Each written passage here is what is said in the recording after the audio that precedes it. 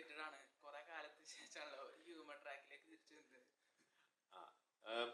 Humour എന്നുള്ളതിനേക്കാൾ ഒരു നല്ല തിരക്കഥ ഒരു നല്ല രീതിയിൽ ചിത്രീകരിക്കപ്പെട്ട ഒരു സിനിമയുടെ ഭാഗമാകുക എന്ന് പറയുന്നത് തന്നെയാണ് എക്സൈറ്റ്മെന്റ്. അതിപ്പോൾ ഹ്യൂമർ എന്നുള്ളതിനേക്കാൾ ഏത് സിനിമയും നമ്മൾ മനസ്സിൽ കണ്ട പോലെയോ അല്ലെങ്കിൽ അതിനേക്കാൾ ഭംഗിയായിട്ടോ ആ സിനിമ അതിൻ്റെ ഒരു ഫൈനൽ പ്രോഡക്റ്റിലേക്ക് എത്തുന്നു എന്ന് പറയുമ്പോൾ ഒരു നടനായിട്ടും നിർമ്മാതാവായിട്ടും വലിയ സന്തോഷം തരുന്ന എക്സൈറ്റ്മെന്റ് തരുന്ന കാര്യം തന്നെയാണ്.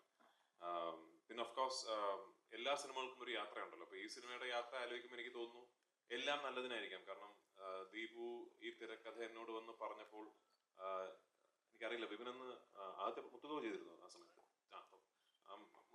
ഒരു സിനിമയൊക്കെ ചെയ്ത് നിൽക്കുന്ന ഒരു സംവിധായകനാണ്. പിന്നെ ജയ ജയ ജയ ഹേ റിലീസ് ആവുന്നു. വിപിന്റെ ഫിലിം മേക്കിങ്ങിന് ഒരു ഭയങ്കര ഒരു ഫാൻ ഫോളോയിങ് ഉണ്ടാകുന്നു. അങ്ങനെ ദീപു പറഞ്ഞ് എനിക്ക് ഇഷ്ടപ്പെട്ട ഒരു തിരക്കഥ വിപിന്റെ അടുത്ത് എത്തുന്നു.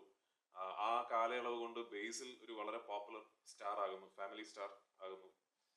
അങ്ങനെ എല്ലാം കൊണ്ടും എനിക്ക് തോന്നി ഓരോ സിനിമകൾക്കും ഒരു നിമിത്തം ഉണ്ടാവും. അപ്പൊ ആ യാത്രയുടെ പര്യവസാനം ഇന്ന് ഈ ഫോമിൽ ഈ സിനിമ എത്തി നിൽക്കുമ്പോൾ ഒരുപാട് സന്തോഷം, എക്സൈറ്റ്മെന്റ്. പിന്നെ ഈ ഞാൻ നേരത്തെ പറഞ്ഞല്ലോ, കുറെ നാളുകളായി അറ്റ്ലീസ്റ്റ് ഞാൻ ഇങ്ങനൊരു സിനിമയിൽ അഭിനയിച്ചിട്ടും സത്യത്തിൽ ഇങ്ങനൊരു സിനിമ കണ്ടിട്ടും ഈ കുറെ നടീനടന്മാരൊക്കെ ഉള്ള രണ്ട് കുടുംബങ്ങൾ, അവർക്കിടയിൽ നടക്കുന്ന കുറച്ച് തെറ്റിദ്ധാരണകൾ, എല്ലാ പ്രായപരിമിതിയിലുമുള്ള കഥാപാത്രങ്ങൾ, എല്ലാവർക്കും റിലേറ്റ് ചെയ്യാൻ പറ്റുന്ന ഇൻസിഡൻസ്, അങ്ങനെ കുറെ കൺഫ്യൂഷൻസ്, കാര്യങ്ങൾ അങ്ങനെ ചെന്ന് അവസാനിക്കുന്ന ഒരു വലിയ ക്ലൈമാക്സ്, എല്ലാ സിനിമയിലെ എല്ലാ ക്യാരക്ടേഴ്സും എല്ലാ നടീനടന്മാരും ഒരുമിച്ച് പങ്കെടുക്കുന്ന ഒരു വലിയ ക്ലൈമാക്സ് സീക്വൻസ്. അപ്പൊ അത്ര ഒരു സിനിമ ഞാൻ മിസ് ചെയ്യുന്നുണ്ട് മലയാളത്തിൽ. അപ്പൊ അത് പ്രേക്ഷകർ മിസ് ചെയ്യുന്നുണ്ടാവുമെന്ന ശുഭപ്രതീക്ഷയിലാണ് ഞങ്ങളുടെയൊക്കെ എക്സൈറ്റ്മെന്റ്. അപ്പൊ 16-ാം തീയതി പ്രേക്ഷകർ വിധി എഴുതട്ടെ.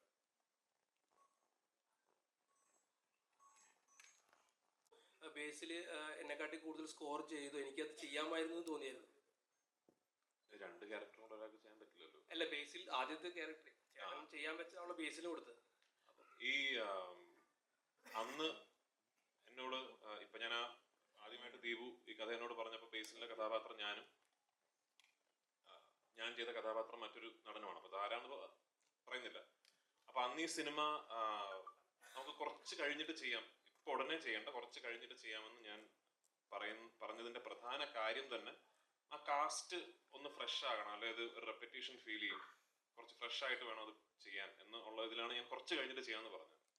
ഞാൻ വിപിന്റെ വേർഷൻ പറഞ്ഞപ്പോൾ എനിക്ക് ഏറ്റവും കൂടുതൽ ഒരു ഫസ്റ്റ് ഡ്രാഫ്റ്റിൽ നിന്നും എനിക്ക് ഏറ്റവും അട്രാക്റ്റീവ് ആയിട്ട് തോന്നിയത് ഈ കാസ്റ്റ് ചേഞ്ച് തന്നെയാണ്.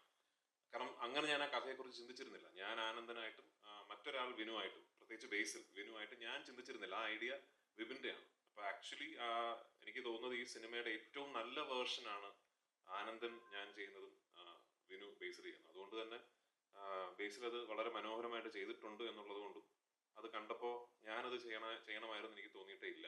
ഞാൻ ആനന്ദൻ എന്ന കഥാപാത്രത്തിന് ഞാനൊരു ആപ്റ്റ് കാസ്റ്റ് ആണ് എന്ന് എനിക്ക് തന്നെ ഇപ്പൊ സിനിമ കാണുമ്പോൾ തോന്നുകയാണ്. അപ്പൊ അത് വിപിന്റെ കഴിവ്.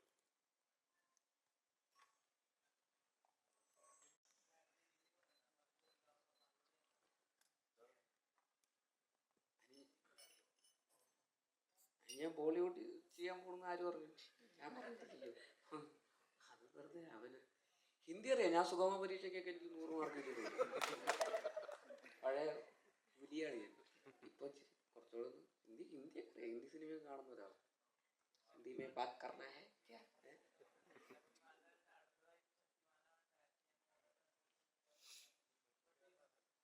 എനിക്കറിഞ്ഞൂടാ. ഞാൻ പണ്ട് കണ്ടിട്ടുണ്ട് ശക്തിമാൻ. നല്ലതാണ്.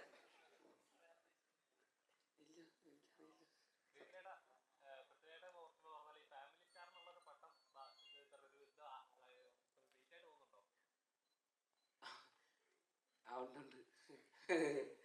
അത് അങ്ങനൊന്നുമില്ല. അപ്പോ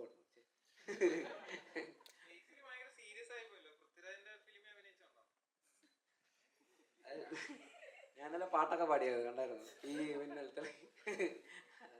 അങ്ങനെയൊന്നുമില്ല. ഇതിപ്പോ ഇങ്ങനെ എല്ലാവരും ഇങ്ങനെ സീരിയസ് ആയിട്ട് ഇരിക്കുന്നതുകൊണ്ട് പിന്നെ ഉറക്കം കിട്ടിയില്ല ഇന്നലെ. അതിന്റെ ഒരു പ്രശ്നമുണ്ട്. നന്നായിട്ട് ഉറങ്ങിയിട്ടൊക്കെ വന്ന് ഭയങ്കര കോമഡിയാണ്.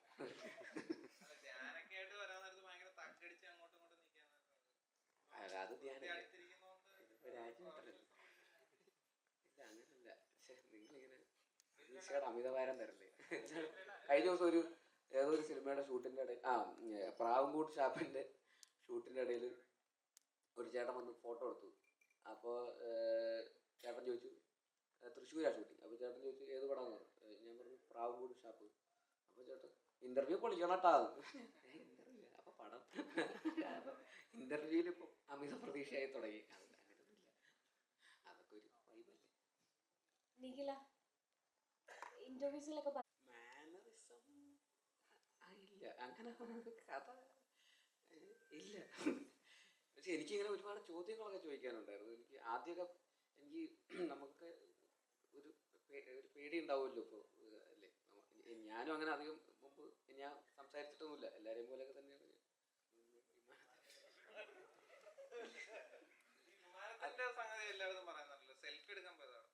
ആ ഞാൻ ഒരു ഫോട്ടോ എടുക്കാൻ വേണ്ടി പോയതാ. അപ്പൊ അന്ന് ഒരു പ്രാവശ്യം, ഈ സിനിമയ്ക്ക് മുമ്പ് ഒറ്റ പ്രാവശ്യം ഞാൻ രാജുവേട്ടനെ കണ്ടിട്ടുള്ളൂ. അത് വിമാനം എന്ന് പറയുന്ന സിനിമയുടെ സെറ്റിൽ ഞാൻ അതുവഴി പോയപ്പോൾ ഒരു ഫോട്ടോ എടുത്തിട്ടുണ്ട്. അല്ലാതെ നമ്മൾ സിനിമയിലൊക്കെ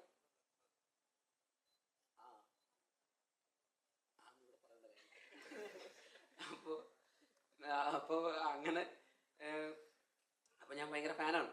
അപ്പോൾ അത് കാരണം ഇതിൻ്റെ സെറ്റിൽ വന്നപ്പോൾ ഞാൻ സിനിമയിലൊക്കെ കണ്ടിട്ടുള്ള, അല്ലെങ്കിൽ ഇൻ്റർവ്യൂസിലൊക്കെ കാണുന്ന, അല്ലെങ്കിൽ റീലിലൊക്കെ കാണുന്ന രാജുവേട്ടനാണ് എൻ്റെ മുമ്പിൽ. അപ്പോൾ എനിക്കും കുറച്ച് പേടിയുണ്ട്. മോണിറ്ററിനോ റെയിലിങ്ങനെ ഇരിക്കുന്നത്, നമ്മളൊക്കെ കൂടെ ഇങ്ങനെ ഗ്യാങ് ആണല്ലോ, അങ്ങനെയൊക്കെയാണ് അങ്ങനെയൊക്കെയാണ്. അപ്പോൾ ആദ്യമൊക്കെ അങ്ങനെയായിരുന്നു. പിന്നെ പിന്നെ പിന്നെ പിന്നെ നമ്മുടെ ഒരേ വൈബാന്ന് മനസ്സിലായി. പിന്നെ ഭയങ്കര കോമഡിയായിരുന്നു, തമാശയൊക്കെ പറയും. അങ്ങനെ ടിപ്സോ അല്ല, ഞാൻ ഇങ്ങനെ ചോദിക്കും. അല്ല, ഞാൻ നേരത്തെ പറഞ്ഞില്ലേ എനിക്ക് രാവിലെയും കൂടെ ചോദിച്ചത് ടിപ്പ് ചോദിക്കല് തന്നെ, ഫുൾ ടൈം ടിപ്സ്. അപ്പോൾ അല്ല, എനിക്കിതൊക്കെ എങ്ങനെയാണ് ഇതെല്ലാം കൂടെ മാനേജ് ചെയ്ത് കൊണ്ടുപോകുന്നത്, എങ്ങനെയാണ് ഇതിൻ്റെ ഒരു സിനിമ എന്ന് മാത്രം ആലോചിച്ചുകൊണ്ട് ജീവിക്കുന്ന ഒരാളാണല്ലോ, ഫുൾ ടൈം സിനിമ. ഒരുപാട് ഇൻ്റർവ്യൂസിലൊക്കെ സംസാരിക്കുന്നതും അദ്ദേഹത്തിൻ്റെ ഒരു വിഷൻ, ഒരു മലയാള സിനിമയെ റെപ്രസെൻ്റ് ചെയ്യുന്നു, ഒരു ബ്രാൻഡ് അംബാസഡർ എന്നൊക്കെ രീതിയിൽ പുറത്തേക്ക് അതിനൊക്കെ. ഇതൊക്കെ അങ്ങനത്തെ ആസ്പിറേഷൻസ് ഉള്ള ഒരാൾ. ഇതൊക്കെ എനിക്കും ഭയങ്കര, ഞാനും അങ്ങനെ കുറച്ച് അംബീഷ്യസ് ഒക്കെ ഉള്ള ഒരാളാണ്. അപ്പോൾ എനിക്കും ഈ പറയുന്നത് ഭയങ്കര റിലേറ്റബിൾ ആണ് അങ്ങനത്തെ കുറേ കാര്യങ്ങളൊക്കെ. അപ്പോൾ എനിക്ക് ആഗ്രഹമുണ്ട് ഇതൊക്കെ എങ്ങനെയാണ് ഇതൊക്കെ കൂടെ മാനേജ് ചെയ്ത് എങ്ങനെയാണ് കൊണ്ടുപോകുന്നത്, കണ്ടിന്യൂസ്ലി ഇങ്ങനെ കൺസിസ്റ്റൻ്റ് ആയിട്ട് ഇതെല്ലാം മാനേജ് ചെയ്ത്. പിന്നെ അവിടെ എങ്ങനെയാണ്, അവിടുത്തെ വർക്കിംഗ് എങ്ങനെയാണ്, ഇവിടെ എങ്ങനെയാണ്, ഇവിടുത്തെ സ്റ്റൈൽ എങ്ങനെയാണ്, ഇങ്ങനെയൊക്കെ ആയിട്ട്. പിന്നെ പഴയ കഥകൾ, ഒരുപാട് സിനിമകളിലെ കഥകളും തമാശകളൊക്കെ, അങ്ങനെയൊക്കെ. ചെറിയ പ്രായത്തിൽ സിനിമയിൽ അഭിനയിക്കാൻ തുടങ്ങിയ ഒരാളെന്നുള്ള രീതിയിൽ ഇത്രയും വർഷത്തെ എക്സ്പീരിയൻസ് ഉണ്ടല്ലോ.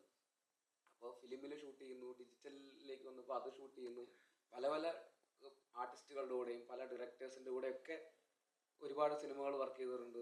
തെലുങ്കിൽ ചെയ്യുന്നു, ഹിന്ദിയിൽ ചെയ്യുന്നു, അങ്ങനെ പല ഭാഷകളിൽ ചെയ്യുന്നു. അപ്പോൾ എല്ലാത്തിനെ കുറിച്ച് നമുക്ക് കുറേ കാര്യങ്ങൾ, കഥകളൊക്കെ ചോദിക്കാനുണ്ട്. അവരൊക്കെ എങ്ങനെയാണ് ഇതിൻ്റെ ഇങ്ങനെയൊക്കെ നമുക്ക്. അപ്പോൾ അങ്ങനെ ഒരുപാട് ചോദിക്കാനുണ്ട് ആക്ച്വലി. അപ്പോൾ അങ്ങനെ ഞങ്ങൾ ഇടയ്ക്കിടയ്ക്ക് ഇങ്ങനെ ഞാൻ ടിപ്സ് ചോദിക്കാറുണ്ട്. എനിക്ക് ബേസിൽ ഒരുപാട് വർക്ക് ചെയ്ത് ഇങ്ങനെ ടയർഡൊക്കെ ആയിരിക്കില്ലെങ്കിൽ ഒരുപാട് കാര്യങ്ങളൊക്കെ ഏറ്റെടുത്ത് ചെയ്യാൻ നേരത്ത് വിനീത് ശ്രീനിവാസ് ഇടയ്ക്ക് വിളിച്ചിട്ട് ചോദിക്കും, എടാ നീ ഓക്കെ അല്ലേ എന്നിങ്ങനെ ചോദിക്കുമെന്ന് പറഞ്ഞിട്ടുണ്ട്. അതൊക്കെ നമ്മുടെ പൃഥ്വിക്ക് പറ്റിയ സംഗതിയാ, ഈ എല്ലാം കൂടെ ആ പരിപാടിയാണോ ഈ പറഞ്ഞിരുന്നത്? പറഞ്ഞു വിനീതേട്ടൻ പറഞ്ഞത്. അതായത് വിനീതേട്ടൻ ഈ പറയുന്ന പോലെ ഞാൻ എന്താ കുറേ എല്ലാം കൂടെ ആയിട്ട് ഞാൻ ഭ്രാന്തായിട്ടിരിക്കുമ്പോൾ ഒരു വിനീതേട്ടൻ എൻ്റെ അടുത്ത് വിളിച്ചിട്ട് ഒരു ദിവസം, എടാ നീ ഓക്കെ ആണോ, എല്ലാവരും എന്തെങ്കിലും ഡേറ്റ് മറ്റേത് അതെപ്പോൾ വരും, ഇപ്പോൾ വരും, എങ്ങനെയൊക്കെയാണല്ലോ ചോദിക്കുക. അപ്പോൾ ഒരാൾ പെട്ടെന്ന് ഓക്കെ അല്ലേ എന്ന് ചോദിച്ചപ്പോൾ എനിക്ക് ഭയങ്കര അങ്ങനെയൊക്കെ ആൾക്കാർ ഓക്കെ, അത് ഭയങ്കര ഇതായിരുന്നു. അപ്പോൾ അതിനെക്കുറിച്ച് വിനീതേട്ടൻ ഒരു ഇൻ്റർവ്യൂവിൽ പറഞ്ഞു.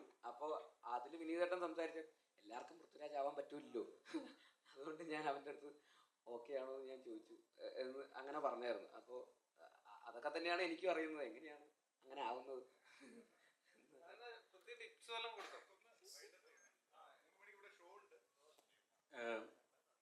Hi all. Excuse me. 21 ദിവസം കണ്ടിന്യൂസ്ലി കല്യാണപ്പെണ്ണായിട്ട് മേക്കപ്പ് ഇട്ട് അഭിനയിച്ച സിനിമ എന്ന് പറയുന്നുണ്ട്. അപ്പോൾ ആ ഒരു എക്സ്പീരിയൻസ് ഒന്ന് ഷെയർ ചെയ്യാം. കൂടെ തന്നെ ബേസിലേട്ടൻ്റെ വധുവായിട്ട് അഭിനയിച്ച ഒരു എക്സ്പീരിയൻസ് കൂടെ.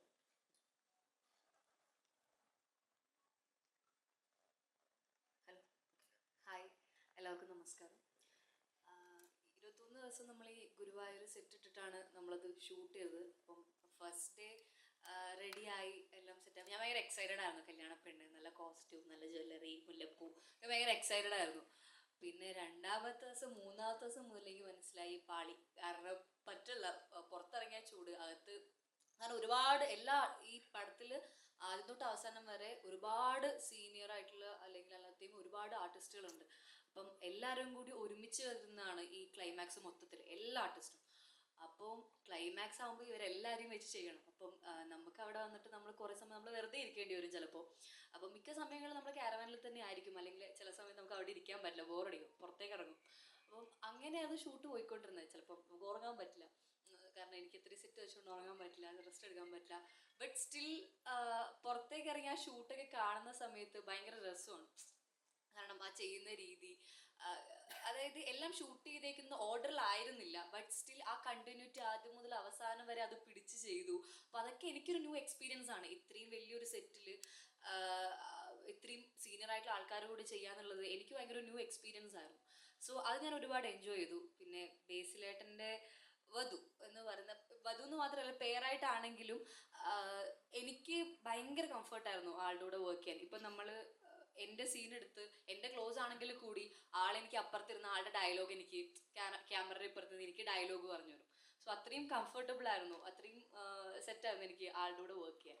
അതേപോലെ ഇപ്പം എല്ലാവരുടെയും കൂടി മൊത്തത്തിൽ ഇപ്പം ഇവിടെ ഇരിക്കുന്ന എല്ലാ ആർട്ടിസ്റ്റിൻ്റെയും കൂടി എനിക്ക് ഒരുപാട് കാര്യങ്ങൾ പഠിക്കാനും നല്ല എക്സ്പീരിയൻസ് ആയിരുന്നു. അതേപോലെ എൻജോയ് ചെയ്തൊരു സിനിമയാണ് ഗുരുവായൂർ അമ്പലനടയിൽ. രാജേട്ടാ, മല്ലികാമ്മ പറഞ്ഞു കേട്ടിട്ടുണ്ട് ഇന്റർവ്യൂസിലൊക്കെ, അമ്മയ്ക്ക് ഏറ്റവും ഇഷ്ടം രാജേട്ടൻ്റെ കോമഡി ആയിട്ടുള്ള ക്യാരക്ടേഴ്സ് ആണെന്ന് പറഞ്ഞു കേട്ടിട്ടുണ്ട്. അപ്പം ഈ സിനിമ മല്ലികാമ്മേനെ എത്രത്തോളം സന്തോഷിപ്പിക്കും? അമ്മയ്ക്ക് ഭയങ്കര ഇഷ്ടപ്പെടാൻ സാധ്യതയുണ്ട് ഈ പടം. അല്ല, അമ്മയ്ക്ക് നല്ല ഇതൊരു അറ്റ്ലീസ്റ്റ് ഞാൻ പ്രതീക്ഷിക്കുന്നതാണ് കേട്ടോ. ഇപ്പൊ നാളെ റിലീസായിട്ട് അങ്ങനെ അല്ലല്ലോ എന്ന് നിങ്ങൾ പറഞ്ഞാൽ അങ്ങനല്ല. എനിക്ക് തോന്നുന്നത് ഈ സിനിമയുടെ ഏറ്റവും വലിയ ഒരു ക്വാളിറ്റി ആയിട്ട് ഞാൻ കാണുന്നത് ഈ ഹാപ്പി വ്യൂയിങ് ആണ് സിനിമ. നമ്മൾ കാണുമ്പോഴും കണ്ടു തീരുമ്പോഴും ഒക്കെ ഒരു സന്തോഷം തരുന്ന സിനിമയാണ്. ഈ ഡോപ്പമീൻ ഷോട്ട് എന്ന് പറയുന്ന പോലെ നമുക്ക് ഒരു സിനിമ കണ്ടു കഴിയുമ്പോൾ നമുക്കൊരു ഹാപ്പി ആയി അല്ലേ. അപ്പൊ അത് അങ്ങനത്തെ സിനിമകളാണ് പലപ്പോഴും ആൾക്കാർ വീണ്ടും കാണാൻ ഇഷ്ടപ്പെടുകയും ചെയ്യുന്നത്. Because you want to go back to how the film made you feel. അപ്പൊ അത് അമ്മയ്ക്ക് മാത്രമല്ല, എനിക്ക് തോന്നുന്നു എല്ലാവർക്കും ഇഷ്ടപ്പെടാൻ സാധ്യതയുള്ളൊരു സിനിമയാണെന്നാണ് എൻ്റെ ഒരു ശുഭപ്രതീക്ഷ. അമ്മയ്ക്ക് പ്രത്യേകിച്ചും, കാരണം ഈ പറഞ്ഞാൽ അമ്മയ്ക്ക് ഞാൻ ഈ ലൈറ്റർ റോൾസ് ഒക്കെ ചെയ്യുന്നത് കാണാൻ ആണ് അമ്മയ്ക്ക് ഭയങ്കര ഇഷ്ടം. അമ്മയ്ക്ക് അമറക് ആന്റണി ഒക്കെ ഭയങ്കര ഇഷ്ടമാണ്. അപ്പോൾ അമ്മ 16-ാം തീയതി അല്ലെങ്കിൽ റിലീസായ ഉടനെ ആദ്യ ദിവസങ്ങളിൽ തന്നെ സിനിമ കാണുമെന്ന് പ്രതീക്ഷിക്കുന്നു. എൻ്റെ അമ്മയോട് ചോദിക്കാം.